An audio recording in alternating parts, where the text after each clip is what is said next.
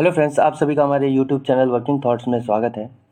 इस वीडियो में अभी हाल में ही रेलवे का जो एनटीपीसी का 12 जून का पेपर हुआ है, जो कि लेवल 5 का है, उसमें जो इम्पोर्टेंट जनरल अवेयरनेस के क्वेश्चन आए हैं उसको डिस्कशन कर रहे हैं।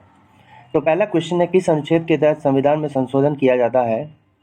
तो ये मेरा आंसर होगा अनुच्छेद 368। अनुच्छेद 368 के अकॉर्डिंग जो है संविधान में संशोधन किया जाता है।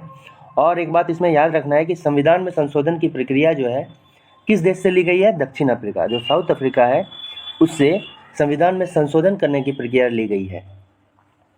और ये किस में है? भाग 20 में है। अनुच्छेद 368 के भाग 20 में है। और अब तक इसमें टोटल जो संशोधन हुए हैं कितना? 104 संशोधन हुए हैं। दूसरा क्वेश्चन है कि वर्तमान में भारत में कितने हाई कोर्ट हैं? तो इसका सही आंसर हो जाएगा 25 हाई कोर्ट अभी वर्तमान में है।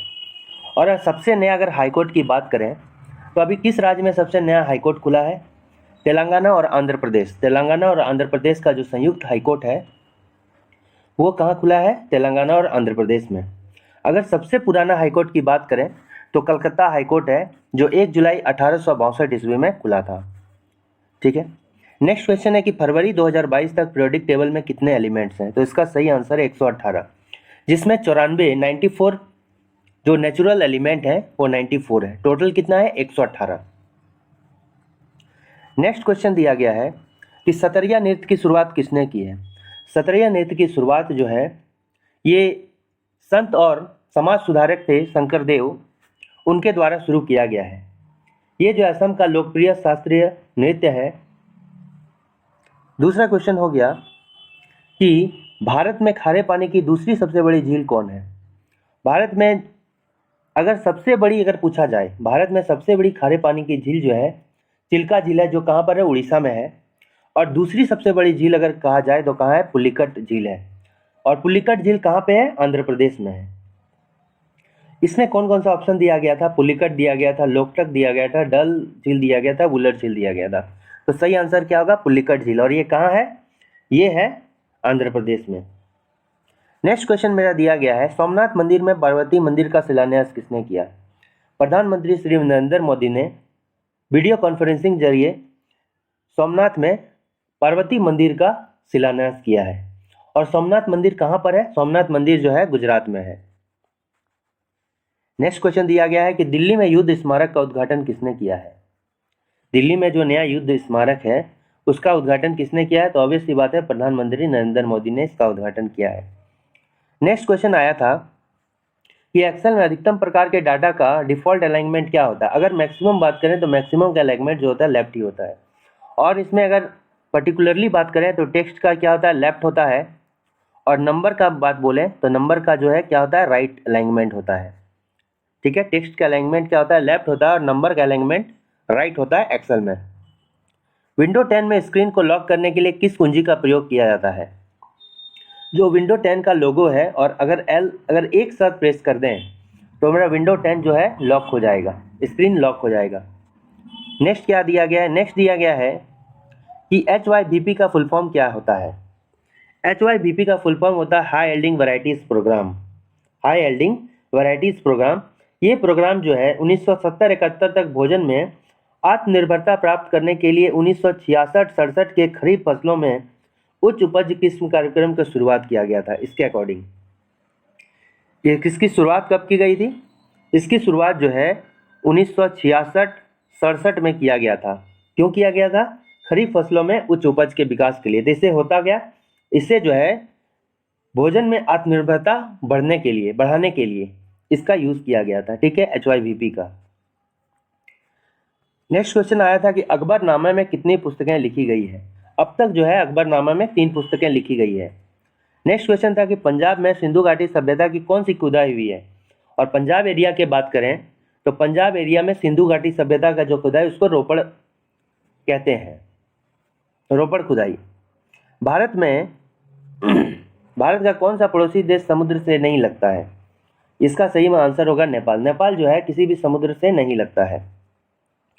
14 नंबर दिया गया है कि 2011 जनगणना के अनुसार कौन सा राज्य में एससी मतलब शेड्यूल्ड कास्ट की जनसंख्या 0% है। जो ऑप्शन आया था उसके अकॉर्डिंग जो है ये कौन सा होगा? नागालैंड होगा। ठीक है, इसके अलावा नागालैंड के जो ऑप्शन में दिया गया था उसमें से नागालैंड एक ऐसा एससी है, शेड्यूल कास्ट राज्य है, जिसमें जनसंख्या शेड्यूल कास्ट की क्या है 0% है। इसके अलावा जिसमें 0% है वो अरुणाचल प्रदेश, लक्षद्वीप, अंडमान एंड निकोबार है। अगर एसटी की बात करें, शेड्यूल ट्राइब की बात करें, तो 0% schedule tribe according to 2011 census के अकॉर्डिंग जो है 0% शेड्यूल ट्राइब जनसंख्या वाला राज्य कौन कौन सा है? पंजाब हो गया, चंडीगढ़ हो गया, हरियाणा हो गया, दिल्ली हो गया, पांडिचेरी हो गया। ठीक, नेक्स्ट में क्या दिया गया? ओपन रॉक म्यूजियम हाल में किस राज्य में खुला है? ओपन रॉक म्यूजियम जो है हाल में ही हैदराबाद में खुला हुआ है और इसका जो है जितेंद्र सिंह ने उद्घाटन किया है। ओपन रॉक म्यूजियम का जो उद्घाटन है किसने किया है? जितेंद्र सिंह ने किया है। ठीक है, और जितेंद्र सिंह कौन है? जितेंद्र सिंह केंद्रीय विज्ञान और प्रौद्योगिकी राज्य मंत्री है। ठीक है, central science and technology state minister कौन है? जितेंद्र सिंह है। और ये कहाँ पर खुला है ओपन रॉक म्यूजियम? तेलंगाना के हैदराबाद में। नेक्स्ट क्वेश्चन दिया गया है कि उच्च न्यायालय में न्यायाधीशों द्वारा लिया गया शपथ किस अनुच्छेद से संबंधित है? तो जो उच्च न्यायालय में न्यायाधीश शपथ लेते हैं वो किस अनुच्छेद में? 219 में। पाइथन 5 किस किस्म का मिसाइल है? तो ये एयर टू एयर मार करने वाला मिसाइल है, हवा से हवा में मार करने वाला मिसाइल है। और पाइथन 5 जो है इजराइल की सबसे बड़ी सक्षम हवा से हवा में मार करने वाली मिसाइल है। अभी हाल में ही भारत में डीआरडीओ ने गोवा में तेजस विमान से पाइथन 5 का सफल परीक्षण कर चुका है। किसने किया है? डीआरडीओ ने किया है। कहाँ पर? गोवा में। नेक्स्ट क्वेश्चन है कि रत्नावली किसने लिखा था? रत्नावली ने हर्षवर्धन ने लिखा था। हर्षवर्धन ने रत्नावली लिखा था। रत्नावली किसने लिखा था? हर्षवर्धन ने। और अगर फॉसिल ट्री की बात करें तो फॉसिल ट्री वर्तमान में किसे कहते हैं?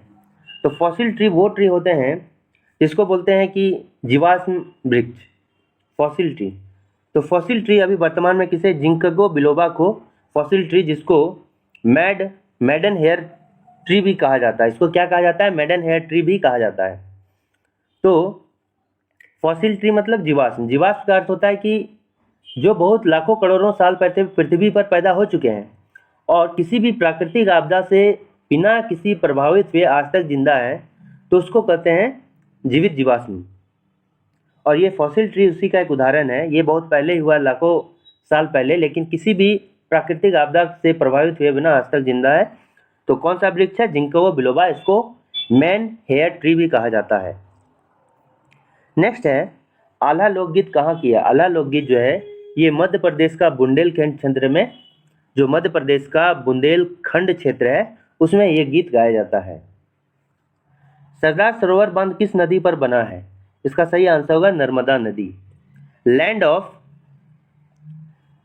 द किंग वैली किससे कहा जाता है? ये इजिप्ट को कहा जाता है। लैंड ऑफ किंग वैली किसको कहा जाता है? इजिप्ट को कहा जाता है, मिस्र को। नेक्स्ट क्वेश्चन है विश्व खाद्य पुरस्कार 2021 किसे मिला था? तो शकुंतला हरक सिंह थिलसेल्ट को जो है 2021 में शकुंतला थिलसेल्ट को जो है विश्व खाद्य पुरस्कार मिला था। अच्छा, अगर पूछा जाए कि 2020 में किसे मिला था, तो 2020 में जो है प्रसिद्ध अमेरिकी मृदा वैज्ञानिक, वो कौन था? सॉइल साइंटिस्ट था, डॉक्टर रतन लाल को 2020 में मिला था। अब 2022 में जो करंट है किसको मिला है? ये यूनाइटेड स्टेट्स ऑफ अमेरिका के जो डॉक्टर सिंथिया रोसेनजेविग है उनको मिला है। किसको मिला है? डॉक्टर सिंथिया रोसेनजेविग को 2022 में। क्या है भारत की पहली ट्रेन मुंबई से कहाँ तक चली? भारत की सबसे पहली ट्रेन जो है ये मुंबई से थाने चली थी। और मुंबई में कहाँ पर? बोरीबंदर में। मुंबई में कहाँ पर? बोरीबंदर में। टोटल डिस्टेंस कितना कवर किया था? 34 किलोमीटर का। अगर पूछे कि कब चला था, ये था 16 अप्रैल। कब चला था? 16 अप्रैल को 1853 को चला था। 16 अप्रैल 1853 को चला था। और इस समय भारत के गवर्नर कौन थे? गवर्नर जनरल ऑफ इंडिया कौन थे? ये थे लॉर्ड डलहौजी। किसके समय में चला था? लॉर्ड डलहौजी के समय में चला था। नेक्स्ट क्वेश्चन है कि टोक्यो ओलंपिक 2020 में भारत की हॉकी में भारत ने किसे हराकर ब्रॉन्ज मेडल जीता? अभी हाल में ही जो ओलंपिक 2020 हुआ वो कहाँ हुआ था? टोक्यो में हुआ था। और टोक्यो में जो हॉकी हुआ था, हॉकी में भारत ने किसको हरा दिया? जर्मनी को हरा दिया। भारत ने जर्मनी को हरा दिया। और कौन सा मेडल जीता? ब्रॉन्ज मेडल जीता। वेस्टर्न घाट में कौन सा बंदरगाह है? नेक्स्ट क्वेश्चन आया था कि वेस्टर्न घाट में कौन सा बंदरगाह है।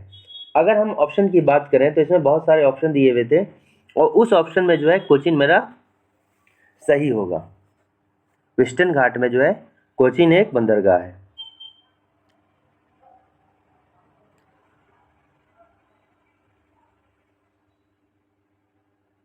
ठीक है, नेक्स्ट है कि तीनों सेनाओं का प्रमुख कौन होता है? तो राष्ट्रपति। ठीक है, राष्ट्रपति जो है तीनों सेनाओं का, जो थल सेना, वायुसेना और जल सेना होता है, उसका प्रमुख कौन होता है? राष्ट्रपति होता है। 22 भाषाओं का उल्लेख किस अनुसूची में?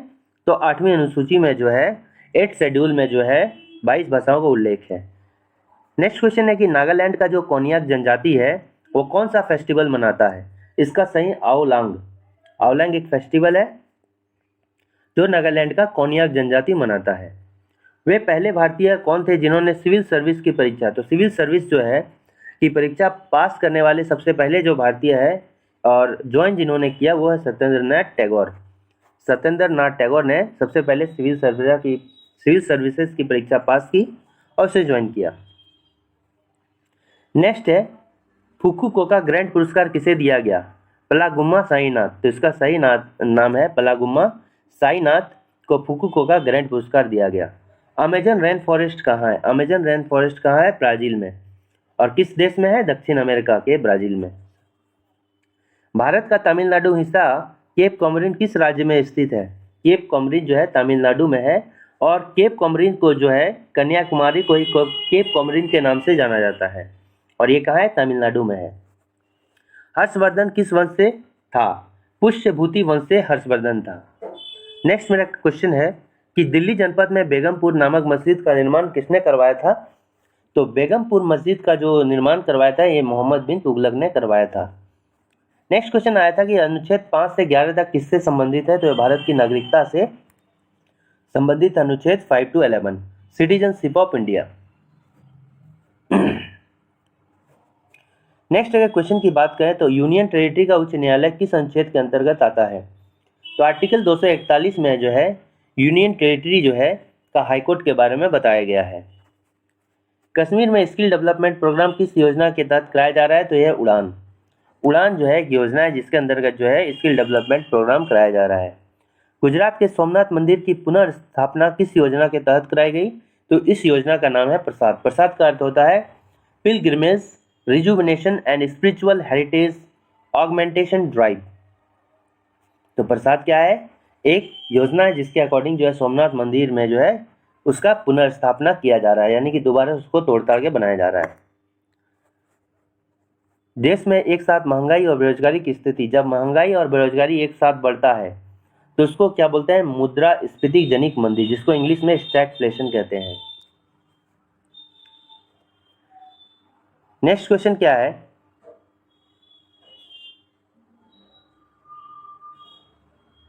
नेक्स्ट क्वेश्चन यहां पर था कि एथेनोस्फीयर क्या होता है?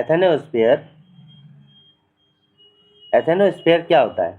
तो एथेनोस्फीयर जो होता है लिथोस्फीयर के नीचे होता है। ये पृथ्वी में जो एथेनोस्फीयर होता है, पृथ्वी के में एथेनोस्फीयर एक भाग है, वो कहाँ होता है? लिथोस्फीयर के नीचे होता है। लिथोस्फीयर के नीचे होता है।